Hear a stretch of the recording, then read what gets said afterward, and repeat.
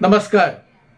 1982 साली इंजिनिअरिंगचं शिक्षण पूर्ण झाल्यानंतर मी मुंबईतल्या एका नामांकित कंपनीमध्ये त्यांच्या मॅन्युफॅक्चरिंग युनिटमध्ये माझ्या नोकरीची इंजिनियर म्हणून सुरुवात केली.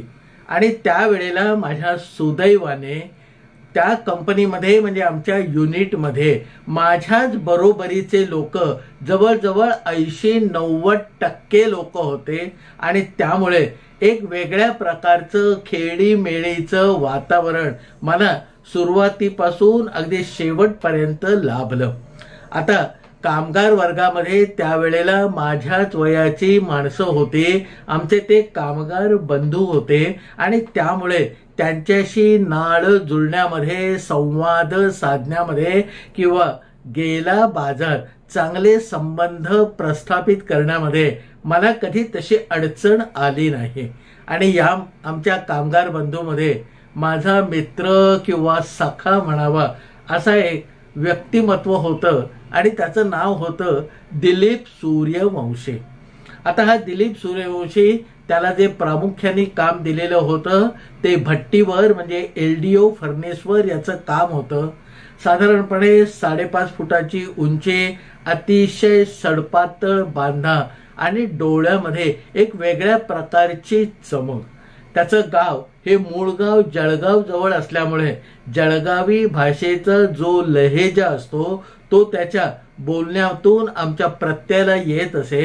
आणि जळगावातल्या खानदेशी लोकांची जी विचार करायची एक विशिष्ट पद्धत असते तीही या आमच्या दिलीप सूर्यवंशीमध्ये पुरेपूर भरलेली होती. आता हा दिलीप सूर्यवंशी अनेक अर्थाने इतर कामगारांपेक्षा वेगळा होता, कारण त्याला प्रत्येक गोष्टीचं कुतूहल भयंकर असे. आणि आपलं कुतूहल शमवून घेण्यासाठी तो स्वतः कार्यक्रम आखत असे आणि त्या दृष्टीने प्रयत्न करत असे. आता त्यावेळेला आमचा कारखाना हा मॅन्युफॅक्चरिंग युनिट असल्यामुळे त्याच्यामध्ये ग्राइंडिंग, मिलिंग, टर्निंग, ड्रिलिंग असे वेगवेगळ्या प्रकारचे ऑपरेशन म्हणजे प्रक्रिया होत असत. आणि मगाशी सांगितल्याप्रमाणे दिलीप सूर्यवंशीला जे नेमून दिलेलं कंपनीचं काम होतं ते म्हणजे LDO फर्नेसवर म्हणजे भट्टीवर काम करणं. पण आपलं काम पटापटा उरकून मग कधी ग्राइंडिंग शिकून घे, कधी ड्रिलिंग शिकून घे, कधी मिलिंग शिकून घे असं करताना हा दिलीप सूर्यवंशी आम्हाला नेहमी दिसायचा. आता त्या वयामध्ये आमचा असा एकंदर होरा होता की हे जरी कायद्यामध्ये बसणारं नसलं की एका माणसाने आपलं काम सोडून दुसरीकडे जाऊन ती विद्या किंवा ते ऑपरेशन अवगत करावं, पण आम्ही सगळेजण त्याच्याकडे दुर्लक्ष करत होतो. आणि त्याच्यामध्ये आमचा एक दूरवर मिळणारा आम्हाला फायदा होता. आणि तो फायदा म्हणजे कधी षठी षण्मासी म्हणजे गणपतीच्या वेळेला, दिवाळीच्या वेळेला जेव्हा कंपनीतलं ॲब्सेंटिझम म्हणजे गैरहजेरीचं प्रमाण हे जवळ 40-50% वर जात असे, तेव्हा या दिलीप सारखे लोक आमच्या कामाला येत असत. कारण मग मित्रत्वाच्या भावनेने किंवा थोड्याशा आपुलकीच्या वृत्तीने मी दिलीपला सांगत असे की दिलीप, आज अरे ग्राइंडर आलेले नाहीयेत, तू जरा आजचा दिवस ग्राइंडर करशील का, ग्राइंडिंगचं काम करशील का. आता दिलीप मोकळ्या मनाने आणि खुल्या दिलाने या गोष्टीला तयार होत असे. आणि म्हणून दिलीप जे वेगवेगळ्या ठिकाणी जाऊन वेगवेगळ्या गोष्टी शिकून घेत असे त्याबद्दल आम्ही कधी आडकाठी नावाची गोष्ट आणली नाही. आता त्यावेळेला आमच्या कामगार बंधूमध्ये आणि आमच्या सगळ्या ऑफिस स्टाफमध्ये एक मोठा फरक होता. आणि हा फरक आयुष्याला कलाटणी देण्यामध्ये फार मोठी भूमिका बजावेल असा हा फरक होता. आमचे कामगार बंधू सर्वसाधारणपणे नोकरीचे 8 तास भरून आपल्या घरी गेल्यानंतर चहा पाणी करून कुठचा ना कुठचा छोटा मोठा उद्योग आपला जो असे त्याच्या कामाला लागत असे. कोणी वायरमनची कामं करत असे, कोणी रिक्षा चालवत असे आणि कोणी त्यांना जी जमतील तशा प्रकारची वेगवेगळी कामं करत असे. अगदी कोणीला काही नाही जमलं तर तो आपल्या दारामध्ये 5-10 किलो भाजी टाकून भाजीचं दुकान थाटत असे आणि त्यामुळे आम्हा ऑफिसर लोकांना महिन्यातून एकदा पगार मिळत असे, पण आमच्या कामगार बंधूंना रोजच्या रोज मेहनतीचे पैसे घरी येण्यातलं जे सौख्य होतं ते निरंतर लाभत असे. असा हा दिलीप सूर्यवंशी जो होता तो सुद्धा उद्योगी होता आणि बाहेर तो असेच वेगवेगळ्या प्रकारचे धंदे करत असे. एकदा दिवाळीच्या थोडे दिवस आधी म्हणजे 1.5 महिना आधी या आमच्या दिलीप सूर्यवंशीच्या मनामध्ये असं आलं की यावर्षी आपण फटाक्यांचा उद्योग म्हणजे व्यवसाय करूया. आता व्यवसाय करूया म्हटल्यावरती आमचा दिलीप पटकन उडी मारणारा आणि प्रत्येक गोष्ट करून बघणारा होता. त्यामुळे त्याने फारशा चौकशा किंवा त्याच्यावरती PhD न करता जुजबी माहिती घेतली की बाबा फटाक्याचा व्यवसाय जो दिवाळीच्या तोंडावर होतो तो कसा होतो. फटाक्याचा व्यवसाय करणाऱ्या 2-4 लोकांनी त्याला सांगितलं की ठाणे जिल्ह्यामध्ये वाडा नावाचं जे तालुक्याचं ठिकाण आहे तिथे फटाक्यांची मोठी बाजारपेठ आहे आणि जर आपल्याला धंदा करायचा असेल तर या वाड्याला जाऊन फटाके आणायला पाहिजेत. मग आमच्या या दिलीप सूर्यवंशीची स्वारी एक दिवस पुरेसे पैसे आपल्या खिशामध्ये घेऊन तडक ठाणे जिल्ह्यामध्ये तालुका प्लेस असलेल्या वाड्यामध्ये गेलं. वाड्यामध्ये ती भली मोठी फटाक्यांची बाजारपेठ बघून खरं तर त्याला आश्चर्य वाटलं आणि मग त्याला जसे जमतील जशा प्रमाणामध्ये मिळतील पॉकेटमध्ये जेवढे पैसे होते त्याच्या जेवढे बसतील असे 4-4.5 हजार रुपयांचे फटाके म्हणजे ज्याच्यामध्ये विविध प्रकार होते जे मुलांना उडवायला आवडतात असे प्रामुख्याने होते ते मोठं बंडल तयार करून एका टेम्पोमध्ये टाकून आमची ही स्वारी मग त्याच्या घरी म्हणजे भांडुपला गाढव नाका नावाचा एक जो नाका आहे त्याच्या आजूबाजूला ज्या 30-40-50च्या हिशेबामध्ये चाळी पसरलेल्या आहेत त्या चाळीमधल्या एका खोलीमध्ये आला. आता सर्वसाधारणपणे बाजारामध्ये तो विकत घेत असलेल्या फटाक्यांचा भाव आणि वाडामध्ये म्हणजे बाजारपेठेमध्ये त्याला पडलेली किंमत याच्यामध्ये जवळजवळ 40-50% फरक होता आणि त्यामुळे 4.5-5 हजाराचे हे जे फटाके आपण आणले आहेत ते सगळेच्या सगळे जर विकले गेले तर मग आपल्याला 10-11 हजार रुपये मिळायला म्हणजे 5-5.5 हजार रुपये नफा व्हायला काही हरकत नाही असा घरी आल्यानंतर एकंदर हिशेब मांडल्यावर त्याच्या लक्षामध्ये आलं. आता घरामध्ये फटाके आणून ठेवलेले आहेत आणि यावर्षी आपण फटाक्यांचा बिझनेस करणार आहोत.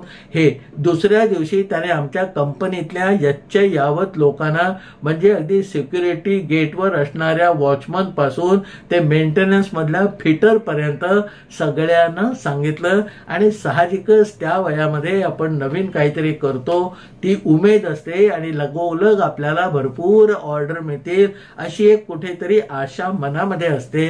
त्याला अनुसरून मग एकदा सांगून झाल्यावर मग तो प्रत्येकाला जाऊन विचारत होता कंपनीतल्या की बाबा तुला फटाके किती हवेत कधी देऊ.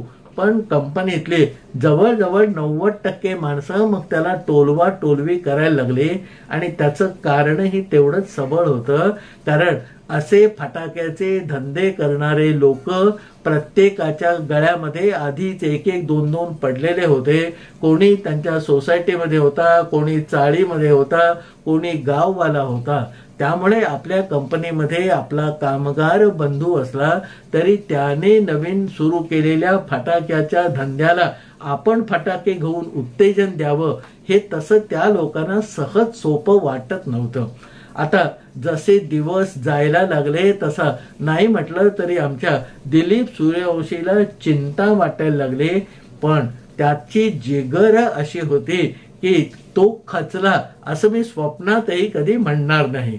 आता मग त्याला जसे उपाय सुचले तसे करायला सुरुवात केली.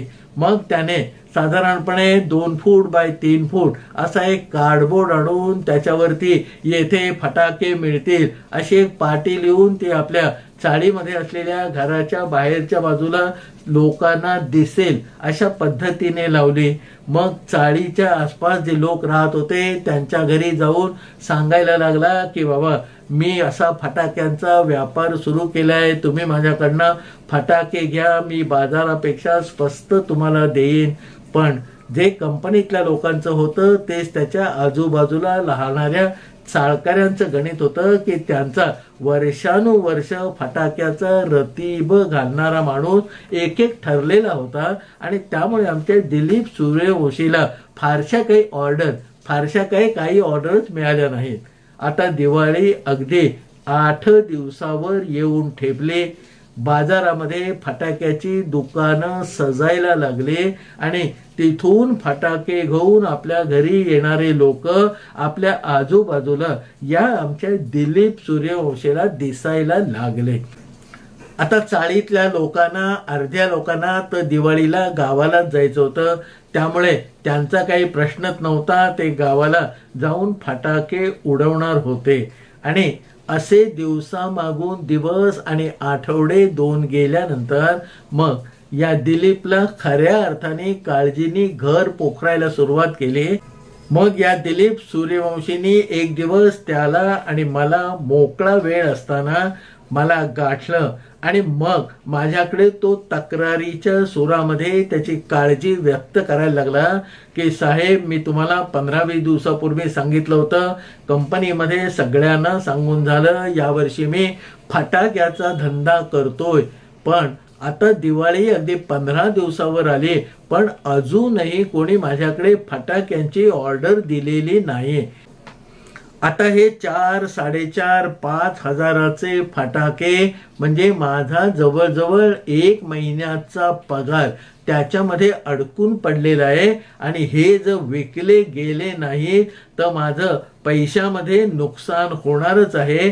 आणि त्याचबरोबर या एवढ्या फटाक्यांचं मी एकटा काय करू, हा दुसरा प्रश्न मला सोडवावा लागणार आहे. आता त्याच्या एकंदर काळजीयुक्त स्वरामध्ये त्याने जे सांगितलं त्याच्यामुळे हा वरवर जरी दाखवत नसला तरी याला आतून किती मोठी धग लागलेली आहे हे मला जाणवलं. मी त्याला म्हटलं की दिलीप, एक अर्ध्या पाऊण तासाने तू माझ्याकडे ये, मग आपण परत त्याच्यावरती बोलू. असं सांगून मी दिलीपला त्या वेळेला बाजूला केला आणि आपल्या कामाला लागलो. आणि बरोबर अर्धा तास झाल्यावर हा दिलीप सूर्यवंशी मला परत शोधत आला आणि म्हणाला, साहेब, अर्ध्या तासानंतर तुम्ही मला काहीतरी सांगणार होतात. माझ्या लक्षामध्ये होतं, पण तसा विचार करायला आणि या बुडलेल्या धंद्याच्या गर्तेतून या सूर्यवंशीला बाहेर पडायला हुकुमी असा मार्ग तोपर्यंत मला काही अर्ध्या तासामध्ये सुचलेला नव्हता. मग मी दिलीपला म्हटलं की असं कर, आता आपली आजची शिफ्ट संपली की 3:30-4:45 आपण भेटू, तोपर्यंत मला काहीतरी सुचेल. आता खालमानेने दिलीप माझ्या समोरून निघून गेला आणि त्या दिवशीची आमची शिफ्ट 3:30 संपल्यानंतर परत तो माग काढत माझ्याकडे आला. आणि मग दिलीपला मी सांगितलं की तुझ्या घरी कोण कोण आहे रे? तर त्याने सांगितलं की माझी म्हातारी आई आहे, 2 मुलगे आहेत आणि पत्नी आहे. म्हटलं मुलगे आहेत ते किती वयाचे आहेत रे? म्हणे एक 10 वर्षाचा आहे आणि दुसरा 8 वर्षाचा आहे. म्हटलं दिलीप, आता तू असं कर आणि याने काय होतं ते आपण बघू. आता दिलीप या माझ्या कल्पनेवर आणि त्याला असं कर म्हणून जे सांगितलं त्यावर थोडासा खुश झाल्यासारखा मला दिसला. पण अर्ध कच्च्या मनाने बनी तो बनी नाही तो अब्दुल गनी अशाच एका भावनेने माझ्या मनामध्ये त्यावेळेला जो काही विचार आला, याला धंद्याला त्याच्या उठाव देण्यासाठी असं काही करता येईल असं मला त्यावेळेला जे वाटलं ते मी मोकळेपणाने दिलीपला सांगितलं. आणि त्याला म्हटलं, तू असं करून बघ, तुला देव हमखास यश देईल. त्याच्यानंतर दुसऱ्या दिवशी दिलीप कामावरच आला नाही, तिसऱ्या दिवशी दिलीप कामावरच आला नाही. आता मला थोडीशी काळजी वाटायला लागली, कारण कधी कधी अनायसे आलेलं एखाद्या गोष्टीचं प्रेशर माणसाला किती हानी पोचवू शकतं याचे 2-4 अनुभव तोपर्यंत माझ्या गाठीशी जमा झालेले होते आणि म्हणून दुसरा दिवस गेल्यानंतर मात्र मला त्याची पक्की काळजी वाटायला लागली. आजच्यासारखे मोबाईल फोन किंवा साधे फोन सुद्धा त्यावेळेला नव्हते. त्यामुळे संपर्क केला, त्याची काय ती खबरबात घेतली आणि आपल्या काळजीचं निरसन केलं. इतकं साधं सोपं आयुष्य त्यावेळेला म्हणजे 91-92 साली नव्हतं. 2 दिवस कंपनीमध्ये न फिरकलेला आणि मला त्याच्या काळजीमध्ये टाकणारा हा दिलीप तिसऱ्या दिवशी मात्र कंपनीमध्ये अवतीर्ण झाला. तो नवीन दिवाळीचे कपडे घालून आणि माझ्यासाठी एक शर्ट पीस आणि मिठाईचा पुडा घेऊन आला. आल्या आल्या त्याने मला तो मिठाईचा पुडा शर्ट पीस दिला. हॅप्पी दिवाळी म्हणजे त्याच्या तोंडावर खरोखर जे सौख्य किंवा आनंद मला दिसत होता त्याने हा मनापासून म्हणतोय आणि ते किती मनापासून म्हणतोय हे मला तात्काळ जाणवलं. मी सकाळच्या गडबडीमध्ये असल्यामुळे ते शर्ट पीस त्याचा मिठाईचा खोका घेतला, त्याला हॅप्पी दिवाळी केलं आणि तो आपल्या कामाला निघून गेला. पण कुठेतरी या सूर्यवंशीचं मुख कमल फुललेलं आहे, याच्यावरून याच्याकडे काहीतरी चांगली बातमी आहे हे मला जाणवलं. आता जेवणाची सुट्टी व्हायच्या आधी 10 मिनिटं हा दिलीप सूर्यवंशी परत घाईघाईने माझ्याकडे आला आणि मला म्हणाला, साहेब तुम्ही सांगितलं ते मी केलं आणि 100% ती गोष्ट फळाला आली. आता मग बोलण्याच्या ओघामध्ये आनंदाने मला दिलीप सूर्यवंशी सांगायला लागला की साहेब तुम्ही सांगितल्याप्रमाणे त्या दिवशी कंपनीतून घरी गेल्यानंतर मी माझ्या मोठ्या मुलाला आणि धाकट्या मुलाला एक म्हणजे दिवाळीतलं जे पिस्तूल असतं ते पिस्तूल दिलं आणि केपांच्या ज्या रोलच्या डब्या असतात त्या 4-4, 5-5 डब्या त्यांना दिल्या आणि सांगितलं की बाळांनो तुम्ही असं करा, हे पिस्तूल वाजवत वाजवत तुम्हाला जेवढा वेळ जमेल किंवा या केपांच्या डब्या संपतील तोपर्यंत पिस्तुलाचे आवाज काढत या आजूबाजूला ज्या 50-40 चाळी आहेत त्याच्यामध्ये फिरून या. दिलीप सूर्यवंशीच्या दोन्ही मुलांनी त्याचं ते म्हणणं ऐकलं. बापाने दिलेलं ते दिवाळीतलं पिस्तूल आणि खिशामध्ये घातलेल्या केपांच्या रोलच्या डब्या घेऊन हे दोघे जण वाऱ्यासारखे बाहेर पडले आणि फाड फाड फाड फाड असं जवळजवळ अर्धा पाऊण तास पुढचा त्या चाळीमध्ये सगळीकडे केपांचे आवाज घुमत होते. आता त्याच्यानंतर संध्याकाळी 7-7:30च्या सुमारास सगळी लोकांची पावलं या आमच्या दिलीप सूर्यवंशीच्या घराकडे वळायला लागले आणि मग त्याने आमची पोरं ऐकत नाहीत असं सुरुवात करून कोणी 100 रुपयाचे, कोणी 150 रुपयाचे, कोणी 50 रुपयाचे असे फटाके आमच्यासाठी उद्यापर्यंत बांधून ठेवा अशी विनवणी आर्जव आमच्या दिलीप सूर्यवंशीकडे मागणीच्या रूपामध्ये नोंदवली. आता पुढच्या 1.5-2 तासामध्ये जवळजवळ 100-125 लोकांच्या ऑर्डरी आमच्या दिलीप सूर्यवंशीच्या पदरामध्ये पडला. त्याच्या बायकोचा, त्याचा स्वतःचा आणि दोन्ही मुलांचा मग उत्साह शिगेला पोहोचला.